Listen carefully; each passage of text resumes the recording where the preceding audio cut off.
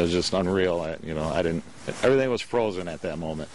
A frightening scene playing out on security cam. Police are searching for two masked men who robbed a charity poker game very early this morning in Norton Shores. One of the men struck a man with a gun before leaving with cash. 24-Hour News 8's Tony Tagliavia spoke with a volunteer at the game who had a gun pointed at him. It happened right in this room as that charity poker game was going on. Police say it was about 1 in the morning. Video surveillance of the robbery shows Joe Rudicil volunteering for the American Red Cross behind the counter.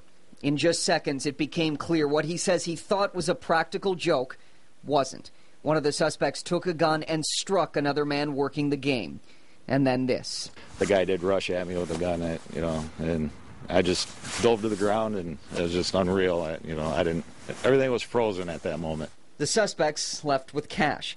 The volunteers who put the poker game together at the Tilt Room have raised thousands of dollars for the Red Cross in the past with a handful of events. We're happy for their support, and we're just kind of beside ourselves that they had to go through that last night. But I'm thankful no one got seriously hurt. Rudicil says organizers are already taking steps to make the game safer. He says he hopes the robbery doesn't stop players from coming back to help local charities. Police are looking for the men responsible. Investigators say the colors in the surveillance video are off. Witnesses told police their clothing was black. It's very hard to identify. We can't see the faces by the video. Hopefully by looking at the video, maybe somebody can recognize the clothing. If you do recognize those suspects, their clothing, or have any information about this case, Norton Shores Police ask that you call them. In Norton Shores, Tony Tagliavia, 24-Hour News 8.